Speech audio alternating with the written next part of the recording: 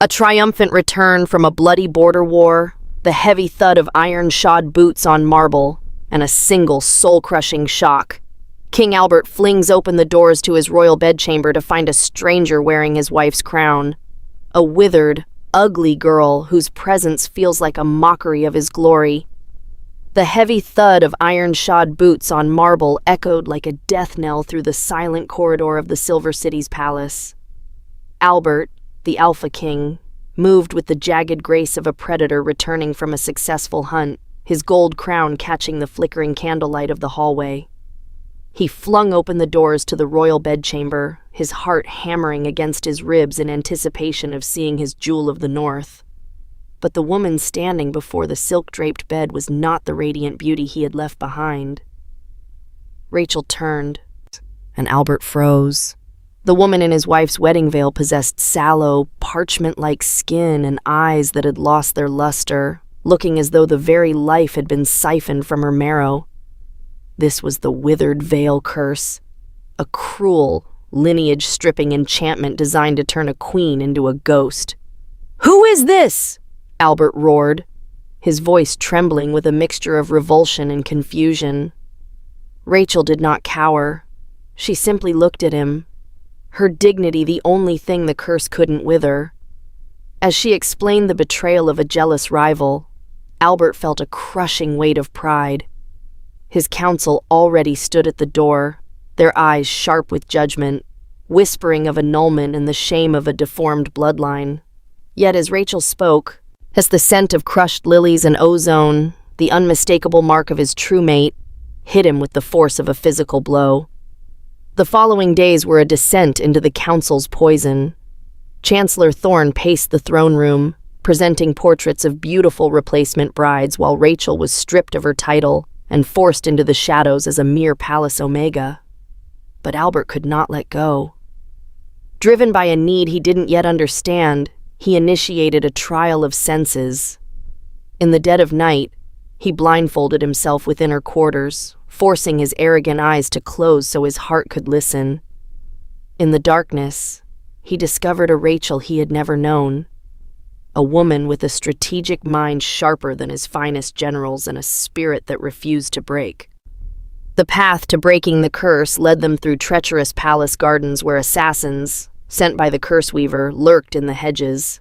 In a frantic ambush, it was the ugly girl who threw herself in front of a silver blade meant for her king, proving her resilience was greater than any surface-level beauty. Albert's shallow world began to shatter.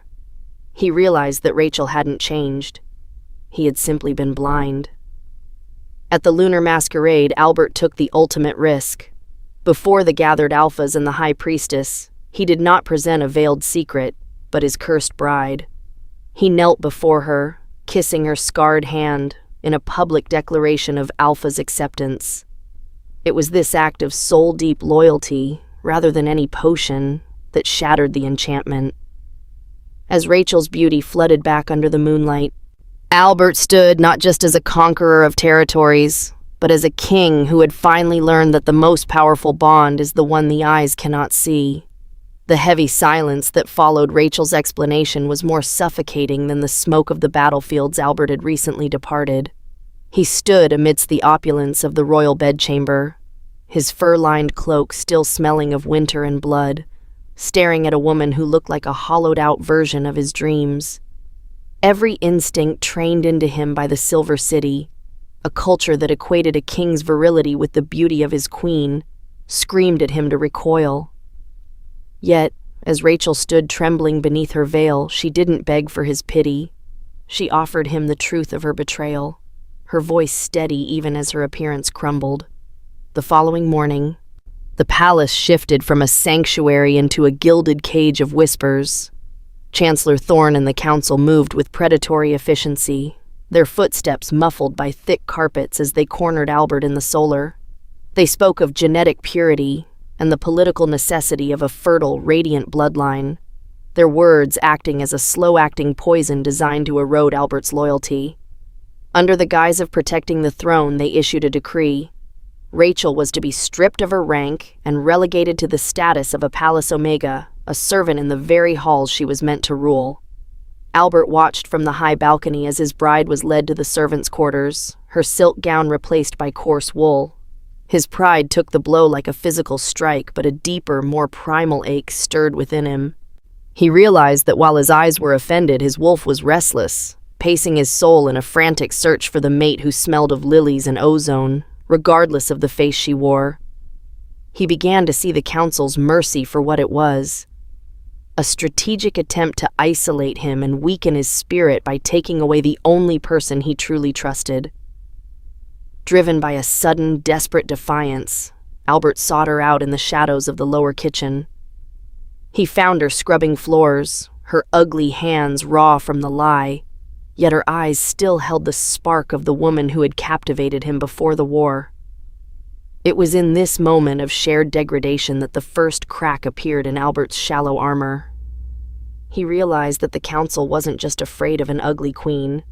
They were afraid of a king who could love something they couldn't control through vanity. As the moon rose over the Silver City, Albert made a silent vow.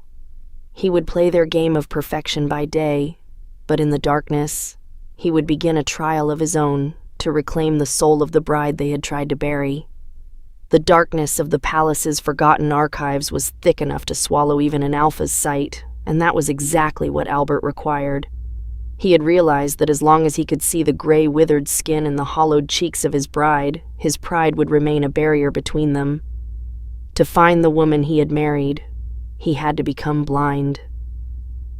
He summoned Rachel to the chamber, dismissing the guards and extinguishing every candle until the world was reduced to shadows and the rhythmic sound of their breathing. "Rachel," he murmured, his voice echoing against the cold stone. "Speak to me. Not as a servant, and not as a victim." At first there was only a hesitant silence, but slowly she began to talk. In the absence of visual judgment, the ugly girl vanished. What remained was a voice of silk and steel, a mind that had spent months observing the cracks in Albert's administration while he was away at war. As they sat on the floor of the darkened room, Albert realized that her beauty had previously been a distraction. Now, he could finally hear the strategic brilliance that made her a true alpha's mate. She spoke of the council's embezzlement and the growing unrest in the Eastern Territories with a clarity that his generals lacked. The tension in the room shifted from duty to a raw, primal intimacy. Albert reached out, his hand trembling as he found her face in the dark.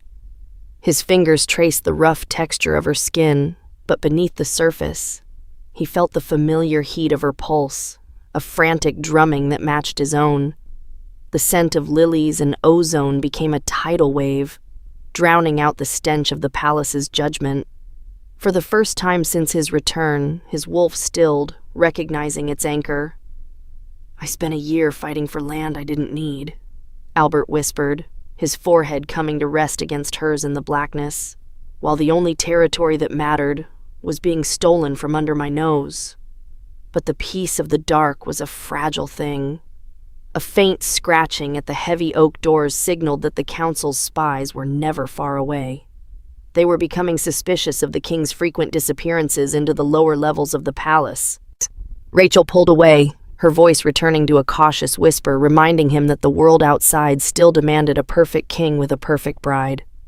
As Albert relit a single candle, the sight of her cursed form returned, hitting him with a fresh wave of grief, not for her lost beauty, but for the cruelty of a world that refused to see what he had just found in the dark. The search for a cure led Albert and Rachel into the dust-choked corners of the royal library, away from the prying eyes of the chancellor's inner circle.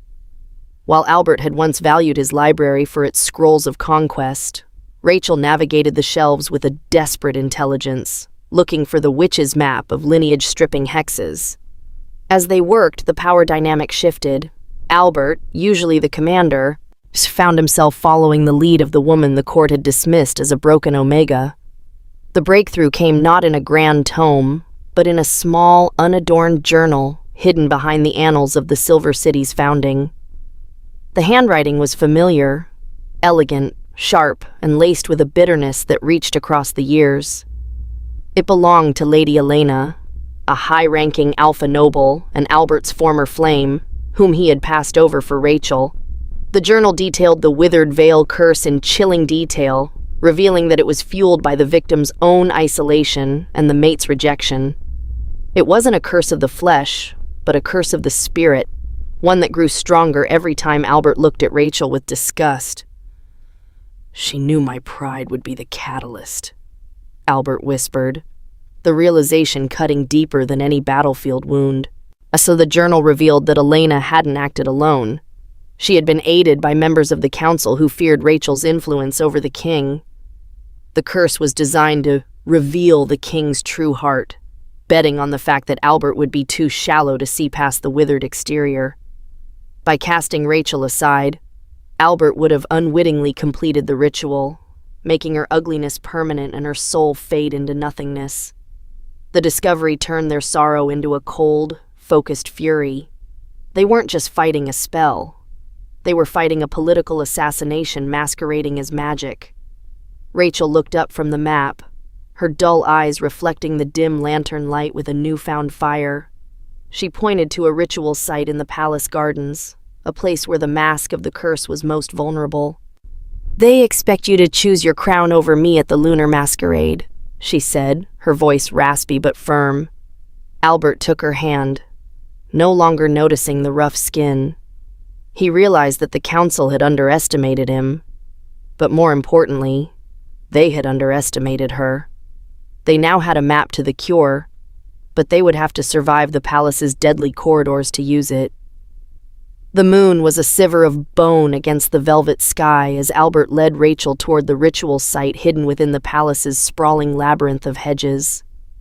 The air was thick with the scent of night-blooming jasmine and the cold metallic tang of an approaching storm. Albert's hand was firm on his hilt, his alpha senses screaming of a presence that didn't belong to the wind. He had spent his life expecting enemies to charge him on open plains, but here, in the shadows of his own home, the danger was silent and serpent-like. Suddenly, the rustle of leaves was replaced by the whistle of a crossbow bolt. Albert reacted with the instinct of a seasoned warrior, pulling Rachel behind the stone pedestal of a weeping willow statue, just as the projectile hissed through the space where her head had been. "Assassins," he hissed, his eyes glowing a predatory amber in the dark. 3 shadows detached themselves from the tree line, their blades coated in a dark, viscous poison that shimmered like oil. They were Elena's elite guards, men who had likely toasted to Albert's health only days prior. The fight was a blur of silver and shadow. Albert moved with lethal precision, his sword clashing against the steel of the first 2 attackers. But as he parried a strike that would have opened his chest, the 3rd assassin pivoted toward the ugly girl, sensing a weak target. Albert roared, but he was pinned by the ferocity of the other 2. To his shock, Rachel did not scream. Instead, she grabbed a heavy stone shard from the crumbling pedestal and stepped into the assassin's reach. Using the very withered form that made her look frail, she moved with a low, desperate agility, driving the shard into the attacker's thigh and tripping him into the thorns of the rose bushes. The distraction gave Albert the opening he needed to finish his opponents. As the last assassin fell, the garden returned to a terrifying stillness. Albert rushed to Rachel, finding her breathing hard, her hands scraped and bleeding, but her gaze was obsidian. For the first time, he didn't see a victim of a curse. He saw a survivor who had fought for his life when he was too distracted to protect her. "You saved me," he whispered, the realization shattering the last of his shallow pride. She wasn't just his mate. She was his equal in the dirt and the blood. They were no longer just a king and his bride. They were a pack of 2, and the hunt for their restoration had just become personal. The morning after the ambush, the Silver City awoke to a spectacle of defiance that left the council in a state of panicked disbelief. Albert had spent the dawn hours not in mourning for his bride's lost beauty, but in a display of royal absolute. He commanded the palace staff to prepare the great hall for a coronation, ordering the finest silks and the most ancient crown.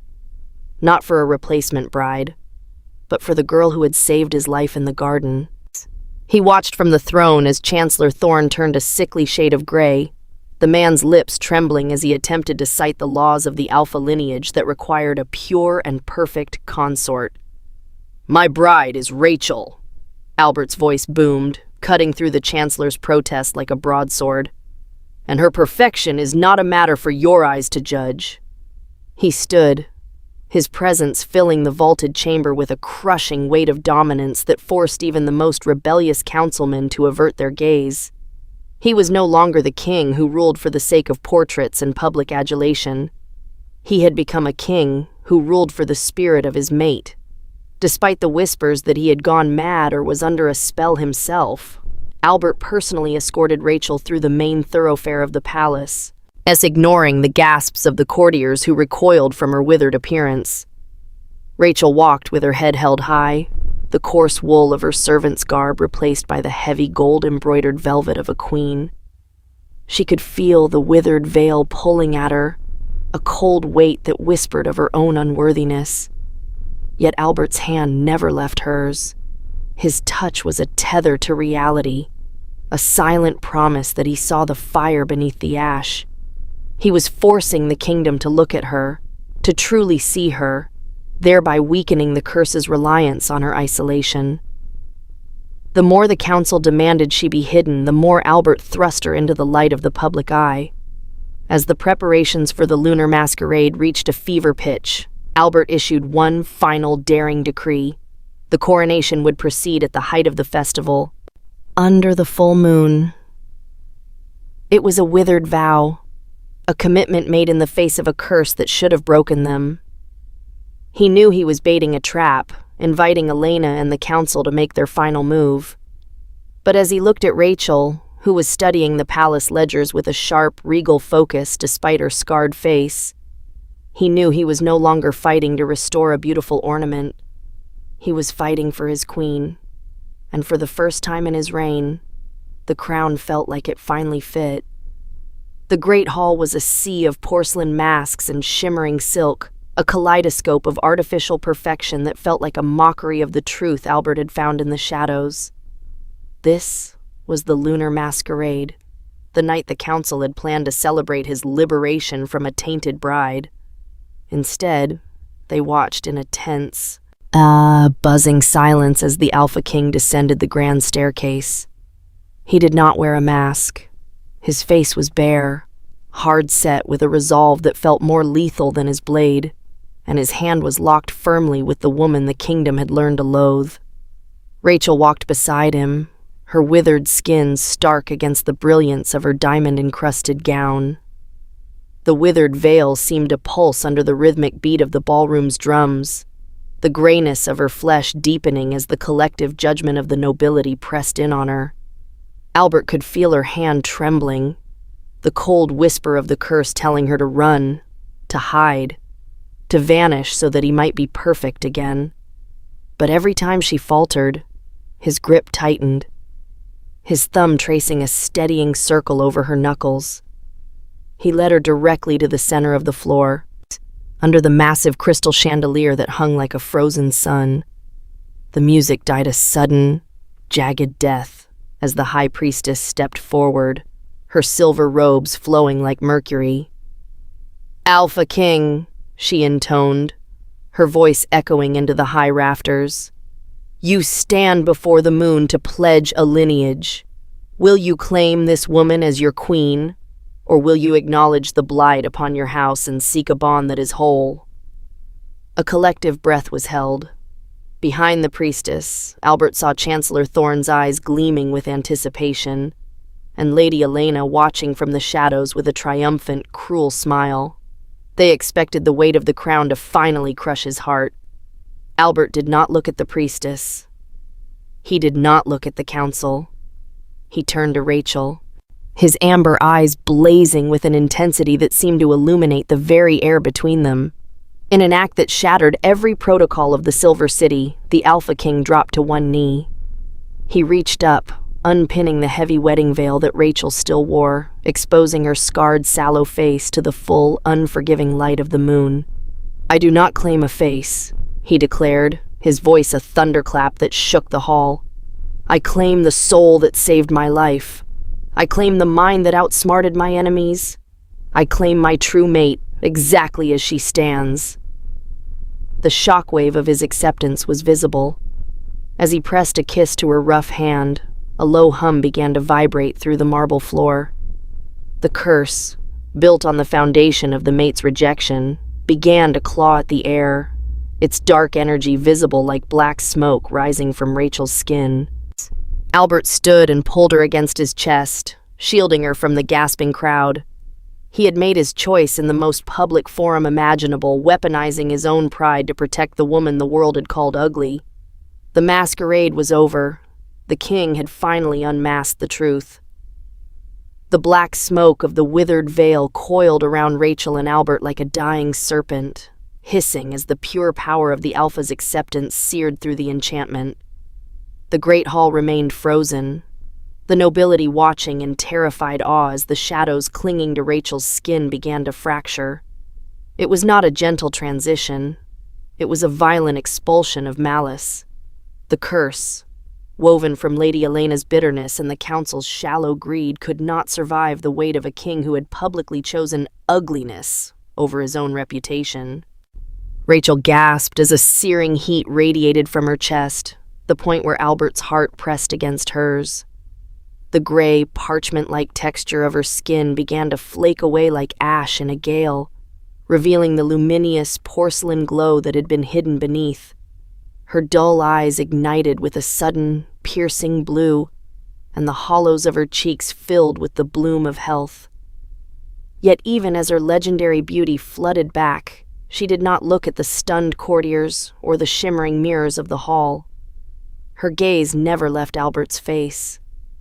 She saw the tears he didn't bother to hide, tears of a man who had finally realized that his jewel was precious because of the fire within, not the shimmer of the stone. From the shadows, a shrill cry of rage erupted. Lady Elena lunged forward, her mask discarded, as her face contorted in a mask of real ugliness that no magic could hide. "It was supposed to break you!" she screamed, her voice cracking as the black smoke of the shattered curse dissipated into nothingness. "You were supposed to be the king of perfection!" Albert didn't even draw his sword. He simply stepped in front of Rachel, his alpha presence expanding until it felt like the very walls of the palace were bowing to him. With a single dismissive wave of his hand, the royal guards swarmed, seizing Elena and the trembling Chancellor Thorne. The perfection they had worshipped was a lie, and the king was done playing their game. As the last remnants of the curse vanished, a profound silence settled over the Silver City. Rachel stood transformed, her golden hair spilling over her shoulders like a river of light, as her crown sitting straight once more. But as Albert took her into his arms for a dance that was no longer a performance, the court realized something had fundamentally shifted. The Alpha King looked at his beautiful bride, but he didn't see the trophy he had married a year ago. He saw the warrior who had survived the shadows, the strategist who had watched his back, and the woman who had made him a man worth following. The mirror of the Silver City had been shattered, and in its place something unbreakable had begun to grow. The morning light that broke over the Silver City carried a clarity that the kingdom had not known in generations. The statues of perfect alphas and pristine omegas that lined the royal plazas, once the pride of the city, now looked like cold, hollow relics to a king who had seen the truth. Albert stood at this great arched window of the solar, his hand resting on the shoulder of his queen. Rachel's beauty had been restored to its full, breathtaking height, but the way she leaned over the maps of the territories, her brow furrowed in concentration and her ink-stained fingers tracing trade routes, was what held Albert's gaze. The first act of the new reign was the dissolution of the mirrored code. Albert gathered the remaining council members, men who still walked with a cautious, fearful gait, and presented them with a new set of scrolls. He didn't just strip the titles from the traitors who had helped Elena. He systematically dismantled the laws that required Omegas to meet standards of physical perfection to be granted protection. "A wolf's value is no longer a matter of the eye," he declared, and his voice firm and devoid of the arrogant pride that had once defined him. "From this day forward, the Silver City protects the soul. for that is where the true strength of the pack resides. Rachel's influence was felt in every corner of the palace. She didn't return to being a jewel to be admired from a distance. She became the bridge between the throne and the lower-ranking wolves she had lived amongst during her time under the curse. She established the Northern Academy, a place where those dismissed as weak or defective could hone their minds and tactical skills. Albert watched her lead with a fierce, quiet intelligence, realizing that the ugly girl had taught him more about kingship in 3 days than his father had in 20 years. He no longer needed a trophy. He had a partner who challenged him, grounded him, and loved him without the mask of royalty. In the quiet hours of the evening, they returned to the garden where the ambush had taken place. The thorns were still there, but new roses were beginning to bloom amidst the scars on the stone pedestal. Albert looked at Rachel, seeing the light of the moon reflected in her eyes, the same eyes that had looked at him with such unwavering dignity when she had been withered and gray. "They call you the jewel again," Albert whispered, pulling her into the warmth of his fur-lined cloak. Rachel smiled, a real, sharp-witted smile that made his heart skip. "Let them," she replied, "but we both know that the most beautiful thing about the Silver City isn't the silver anymore." Albert kissed her forehead, finally at peace, knowing that the wrong carriage of fate had led him to exactly the queen he needed. As the story of the Alpha King and his ugly bride was over, the legend of the two souls had just begun. 6 months had passed since the night the Silver City's mirrors were shattered, and the kingdom had transitioned from a place of shallow beauty to one of profound resilience. Albert and Rachel sat together on the balcony overlooking the sprawling capital, watching as the first blossoms of spring began to reclaim the hills. The jewel of the north was no longer a silent ornament. She was the architect of a new social order, her mind having proved more enduring than any fleshly enchantment. The final transformation of the Silver City was not one of stone, but of law. Albert had spent the preceding months systematically removing the perfect requirements for omegas from the ancient law books, ensuring that no wolf would ever again be judged solely by their outward form. Rachel led this charge, establishing the Northern Academy to empower those once dismissed as defective. They had become a pack of two that led a nation, proving that the strongest bond was one built on the protection of the soul.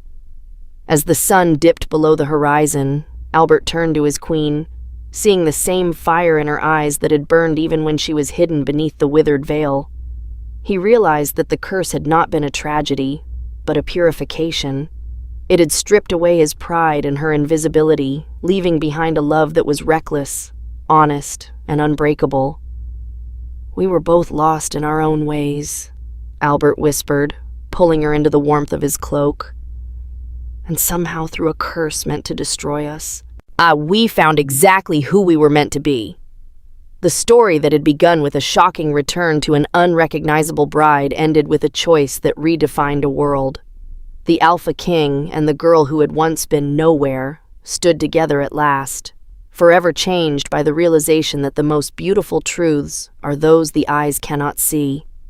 As they looked out over their thriving kingdom, they knew that their legacy would not be written in gold or silver, but in the brave choices of a pack that valued the spirit above the mask. I hope you enjoyed the journey of Albert and Rachel as they discovered that true beauty lies within the strength of the soul.